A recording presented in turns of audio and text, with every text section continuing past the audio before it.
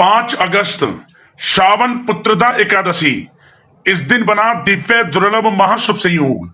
इस दिन यानी 5 अगस्त को श्रावण पुत्रदा एकादशी के दिन चुपचाप गाय को खिला दें। यह एक छोटी सी चीज रोड़पति भी होंगे करोड़पति, मिलेंगी सभी संकटों और कष्टों से मुक्ति।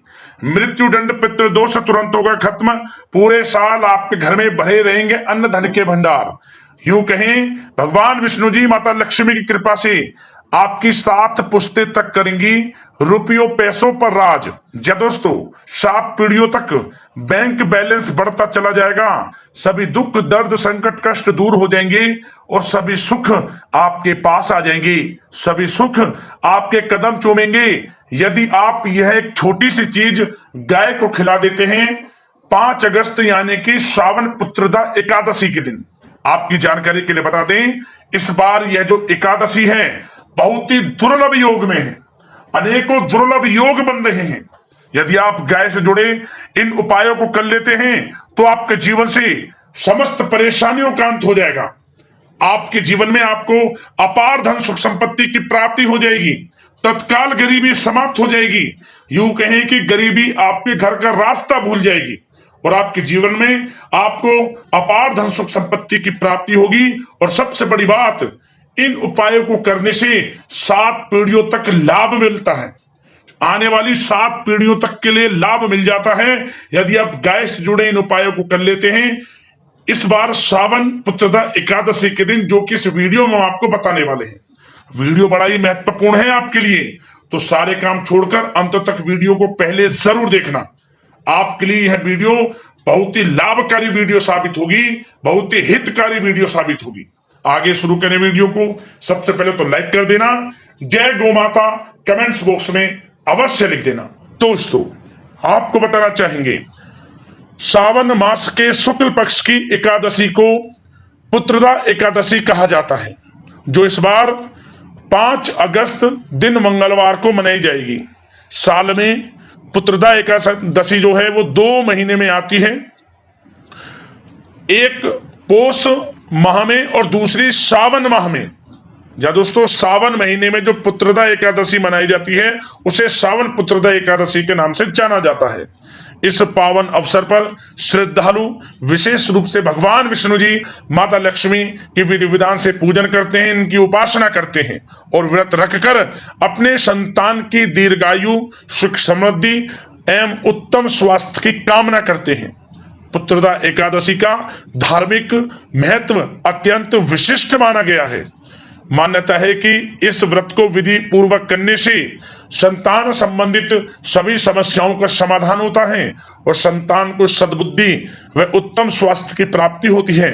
विशेषकर जिन दाम्पत्यों को संतान प्राप्ति की इच्छा होती है वे श्रद्धा पूर्वक इस व्रत का पालन करते हैं और इस व्रत को पूरा करने के बाद उन्हें संतान प्राप्ति हो जाती है। या दोस्तों, इस व्रत को करने से न केवल संतान सुख की प्राप्ति हो जाती है बल्कि समस्त पापों का भी क्षय हो जाता है।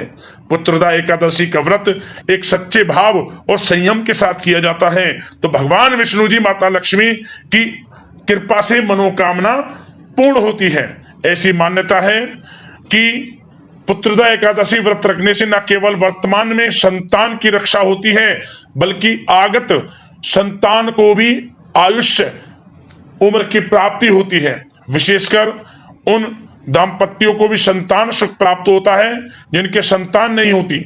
इस व्रत से भगवान विष्णु जी माता लक्ष्मी की कृपा से, इनके आशीर्वाद से समस्त मनोकामनाएं आपकी पूर्ण हो जाती हैं और परिवार में सुख समृद्धि और खुशहाली आती है और आपके जीवन से समस्त प्रकार के दुख दर्द संकट कष्ट दूर हो जाते हैं। आपको बता दें, इस दिन यानी कि श्रावण पुत्रदा एकादशी के दिन आपको सुबह जल्दी उठना है। स्नान आदि करने के बाद संभव हो सके तो व्रत का संकल्प लेकर भगवान विष्णु जी माता लक्ष्मी का विधि विधान से पूजन करें। पीले पुष्प, तुलसी दल, पंचामृत और धूप दीप से श्री हरि का अभिषेक करें। भजन कीर्तन और विष्णु सशस्त्र नाम का पाठ करें। शाम को कथा श्रवण और आरती के बाद फलाहार करें और साथ ही साथ भगवान विष्णु जी का चित्र अथवा मूर्ति, पुष्प, नारियल, सुपारी, फल, लौंग, धूप, दीप, घी, पंचामृत, अक्षत, तुलसी दल, चंदन, मिष्ठान आदि शामिल करें। और दोस्तों, इस दिन आपको अपनी यथाशक्ति सामर्थ्य के अनुसार अन्न, धन, वस्त्र का भी दान जरूर करना चाहिए।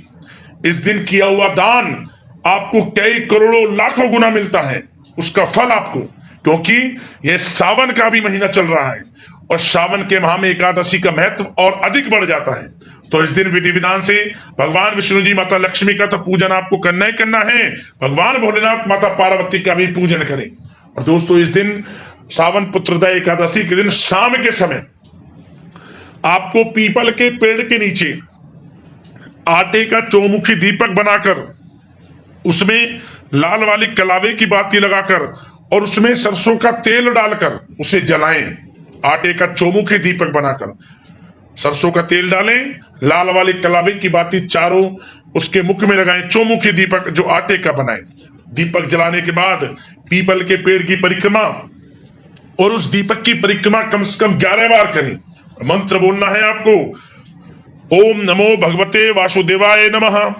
मंत्र का स्मरण करें 11 बार परिक्रमा करें पीपल के पेड़ की और इस दीपक की। क्या होगा? समस्त परेशानियां खत्म हो जाएंगी आपके जीवन से, क्योंकि पीपल के पेड़ में एकादशी पर, आपकी पूर्णिमा तिथि पर या अमावस्या तिथि पर समस्त देवी देवताओं का वास होता है। समस्त देवी देवताओं का वास इन तिथियों पर होता है। तो इस दिन आप पूजन जरूर करें पीपल के पेड़ का। और दोस्तों, एक उपाय और कर लेना, एकादशी के दिन आप चींटियों के लिए कुछ मीठा जरूर डाल देना। आटे में कुछ मीठा मिलाकर उन्हें डाल देना चींटियों को खाने के लिए। क्या होगा? धन से संबंधित परेशानियां खत्म होंगी और आर्थिक स्थिति में सुधार होगा। जीवन से जो भी आर्थिक संबंधित परेशानियां, धन से संबंधित, वह दूर होंगी और अपार सुख संपत्ति की आपको प्राप्ति हो जाएगी। ये उपाय कर लेना। जब दोस्तों अब बात कर लेते हैं गाय से जुड़े हुए कौन कौन से महत्वपूर्ण, चमत्कारी, प्रभावशाली उपाय हैं जो कि आपको इस बार श्रावण पुत्रदा एकादशी के दिन जरूर करने चाहिए। इन उपायों को करने से जीवन से समस्त परेशानियां दूर हो जाती हैं और व्यक्ति के जीवन में अपार धन सुख संपत्ति की प्राप्ति हो जाती है। सबसे बड़ी बात, 7 पीढ़ियों तक बैंक बैलेंस बढ़ता चला जाता है और जीवन के जो भी दुख, दर्द, संकट, कष्ट दूर हो जाते हैं और जीवन में अपार धन सुख संपत्ति की प्राप्ति हो जाती है। तो चलिए शुरू करते हैं। गाय से जुड़े हुए कौन कौन से महत्वपूर्ण चमत्कारिक उपाय हैं जो कि आपको इस बार श्रावण पुत्रदा एकादशी के दिन जरूर करने हैं। चलिए शुरू करते हैं। दोस्तों, सनातन परंपरा में गाय, गंगा और गायत्री का बहुत ज्यादा धार्मिक महत्व है। मान्यता है कि गौ माता के शरीर पर 33 कोटि देवी देवताओं का वास होता है। गौ माता की सेवा एवं पूजा करने वाले जातक पर इन सभी देवी देवताओं की कृपा बरसती है। गौ सेवा से न सिर्फ इस जन्म के बल्कि पूर्व जन्म के भी दोष दूर हो जाते हैं।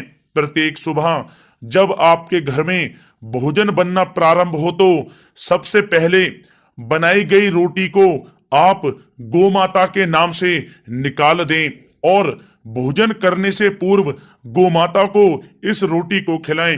यदि संभव हो तो काली गाय को खिलाएं। यदि काली गाय ना मिले तो सफेद गाय को भी आप खिला सकते हैं।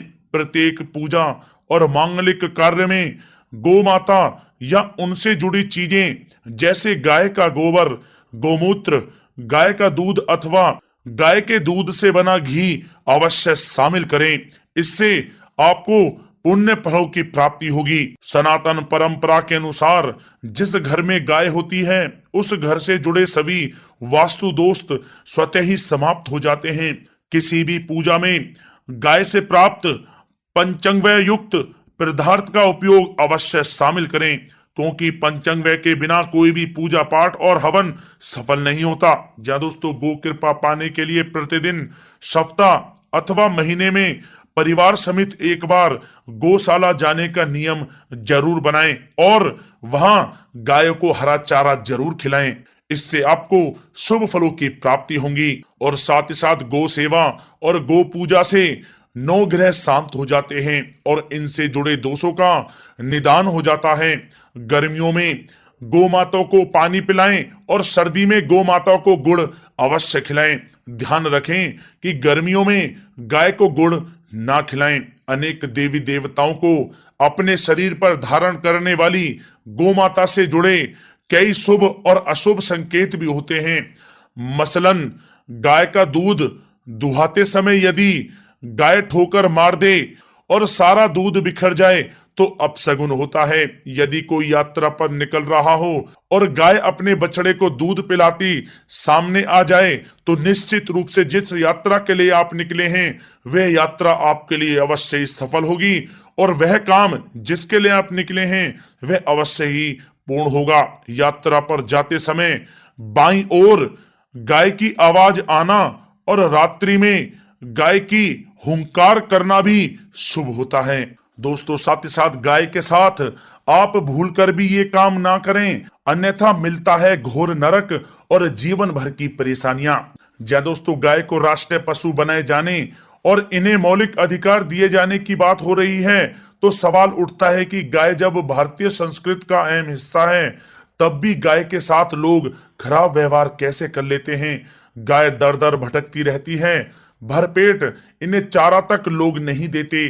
गाय जब तक दूध देती रहती है तो उनकी सेवा होती है और जैसे ही दूध देना बंद कर देती है तो लोग इन्हें उनकी किस्मत पर छोड़ देते हैं, सड़कों पर और गलियों में भटकने के लिए। ऐसे में गोवंशी जीवों को कोई डंडे से मारता है तो कोई उन पर पानी डाल देता है। कभी वाहनों से इन्हें ठोकर लग जाती है तो कभी बीमार होकर बेचारी एक गाय दम तोड़ देती हैं। ऐसे में जरूरत है इन बातों को जानने की कि गाय को लेकर शास्त्रों में क्या कहा गया है, गाय के साथ आपको कैसा व्यवहार करना चाहिए। या दोस्तों, गाय को कभी भी मारना पीटना नहीं चाहिए। शास्त्रों में गाय को माता का दर्जा दिया गया है। गाय को मारने पीटने वाला माता को मारने पीटने वाले के समान पाप का भागी माना जाता है। ऐसे घरों को नरक लोक में वर्षों तक कष्ट भोगना पड़ता है। अगले जन्म पशु योनि में मिलता है। कथा है कि गौतम मुनि ने गलती से गाय को डंडा मार दिया था जिससे गाय की मृत्यु हो गई थी और इस पाप से मुक्ति के लिए इन्हें वर्षों तक तपस्या करनी पड़ी। भगवान श्री कृष्ण जी ने बैल स्वरूप में आए वृत्तासुर का वध कर दिया था जिससे मुक्ति के लिए भगवान श्री कृष्ण को संपूर्ण तीर्थों को एक कुंड में बुलाना पड़ा और इस कुंड में स्नान से वह पाप मुक्त हो गए थे। या दोस्तों, साथ ही साथ जो लोग पानी पी रही गाय को भगाते हैं वे घोर पापी के भागी बनकर नरक भोगते हैं, ऐसा पुराणों में बताया गया है। जबकि जो लोग गाय के लिए प्याऊ और चारा घरा बनवाते हैं वह महाभाग्यवान होते हैं। ऐसे लोग घोर पाप से मुक्त होकर स्वर्ग पा जाते हैं और बड़े ही धनवान कुल में जन्म लेकर सुख भोगते हैं। और साथ ही साथ आराम कर रही गाय को कष्ट देकर कभी भी उठाना नहीं चाहिए। कहते हैं कि जिस स्थान पर गाय बैठी है वहां से नकारात्मक ऊर्जा समाप्त हो जाती है। गाय के बैठने की जगह को जो लोग नियमित साफ रखते हैं वे पूर्व जन्म में किए गए जाने अनजाने में पापों से मुक्ति हो जाते हैं और गोलोक में स्थान पाते हैं। गाय को डंडा मारकर उठाना, पानी डालकर उठाने से मनुष्य पाप का भागी बनता है और अगले जन्म में उसे दर दर भटकना पड़ता है। और साथ ही साथ शास्त्रों में बताया गया है कि गाय का दूध उसके बछड़े के लिए होता है। गाय के बछड़े से बचा हुआ दूध ही मनुष्य को लेना चाहिए, लेकिन कुछ लोग एक बार गाय को दूह लेने के बाद फिर से बछड़े के लिए बचा हुआ दूध भी दूह लेते हैं। ऐसा करना घोर पाप कहा जाता है। ऐसे दूध को दुहाने वाला और ग्रहण करने वाला दोनों ही पाप के भागी बन जाते हैं। दोस्तों, साथ ही साथ शास्त्रों में कहा गया है कि गोवंश यानी गाय और बैल के पीठ पर नहीं बैठना चाहिए। इनके पीठ पर बैठने से महापाप लगता है। ऐसे लोगों को नरक की यातना भोगनी पड़ती है। एकमात्र महादेव के अंश के उत्पन्न नंदी ही गोवंशी हैं, जिस पर स्वयं महादेव और महादेवी सवारी करती हैं। क्योंकि नंदी ने स्वयं अपनी इच्छा से महादेव की सवारी बनना स्वीकार किया था। और साथ ही साथ शास्त्रों में गाय के दान को बहुत ही महत्व दिया गया है, लेकिन ऐसी गाय का दान कभी नहीं करना चाहिए जो बूढ़ी और बीमार हो। कठोपनिषद में नचिकेता की कथा भी इस संदर्भ में है कि जिस नचिकेता ने पिता द्वारा बूढ़ी गाय को दान करने पर आपत्ति जताई थी, दूध देने वाली और बछड़े सहित जो लोग गाय का दान करते हैं वह महान पुण्य को प्राप्त करके स्वर्ग में स्थान पाते हैं। दोस्तों, साथ ही साथ सूर्य, चंद्र, मंगल या शुक्र की युति राहु से हो तो पितृ दोष होता है। यह भी मान्यता है कि सूर्य का संबंध पिता से एवं मंगल का संबंध रक्त से होने के कारण सूर्य यदि शनि, राहु या केतु के साथ स्थित हो या दृष्टि संबंधी हो तथा मंगल की युति राहु या केतु से हो तो पितृ दोष होता है। इस दोष से जीवन संघर्षमय बन जाता है। यदि पितृ दोष हो तो गाय को प्रतिदिन या किसी भी एकादशी को या किसी पूर्णिमा के दिन या अमावस्या को रोटी, गुड़, चारा आदि खिलाने से पितृदोष समाप्त हो जाता है। साथ ही साथ देसी गाय की पीठ पर जो ककुद कुबड़ होता है वह बृहस्पति गुरु हैं। अतः जन्म पत्री में यदि बृहस्पति अपनी नीच राशि मकर में हो या अशुभ स्थिति में हो तो देसी गाय के इस बृहस्पति भाग एवं शिवलिंग रूपी कुबड़ के दर्शन करने चाहिए। गुड़ तथा चने की दाल रखकर गाय को रोटी भी दें, इससे आपको शुभ फलों की प्राप्ति होगी। और साथ ही साथ यदि आप रास्ते में जा रहे हों और सामने से गौ माता आती हुई दिखाई दें तो गौ माता को आप अपनी दाहिनी ओर से जाने देना चाहिए। आपकी यात्रा अवश्य ही सफल होगी। और साथ ही साथ यह संकेत भी जान लें, यदि आप यात्रा पर जा रहे हैं और सामने आपके गाय पड़ जाए अथवा अपने बछड़े को दूध पिलाती हुई सामने गाय दिखाई दे जाए तो समझ जाना कि वह यात्रा आपके लिए अवश्य ही सफल होगी। और साथ ही साथ जिस घर में गाय होती है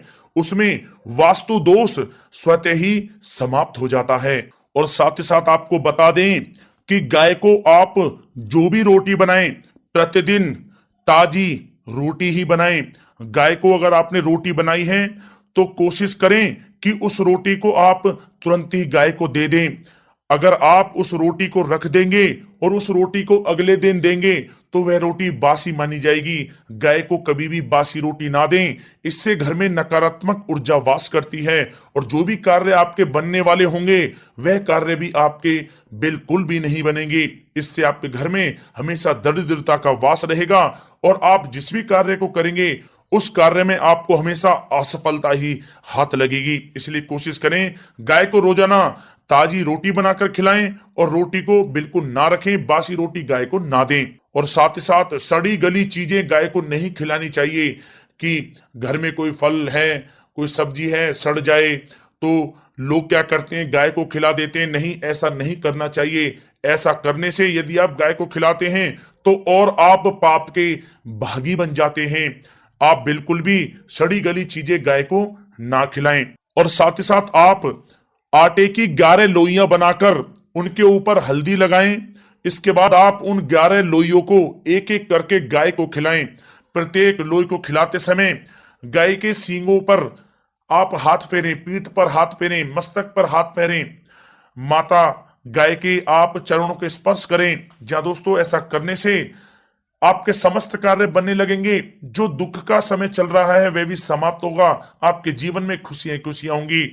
और एक बार आप 7 बार गाय की परिक्रमा भी कर लें तो आपके समस्त कार्य पूर्ण होंगे। और साथ ही साथ आप गाय को जब भी रोटी दें, रोटी पर या तो आप थोड़ी हल्दी लगा लें या थोड़ा गुड़ रख लें। अगर गुड़ ना हो तो आप थोड़ा मिश्री रख सकते हैं, थोड़ा घी रख सकते हैं। या दोस्तों गाय को कभी भी सूखी रोटी ना खिलाएं। सूखी का मतलब गाय की जो रोटी रखें खिलाएं उस पर कुछ ना कुछ रख कर खिलाएं। हल्दी रख लें, गुड़ रख लें, मिश्री, घी या जो भी रख लें, मतलब खाली रोटी नहीं खिलानी है। ध्यान इस बात का रखें, जब ही आपको शुभ फलों की प्राप्ति होगी। जी हाँ दोस्तों, ये थे गाय से जुड़े कुछ महत्वपूर्ण उपाय, कुछ बातें जिन्हें आपको ध्यान में जरूर रखना चाहिए। या दोस्तों वीडियो अच्छी लगी हो तो वीडियो को लाइक करें, ज्यादा से ज्यादा अपने दोस्तों में शेयर करें, चैनल पर नए तो सब्सक्राइब करें। जय गौ माता।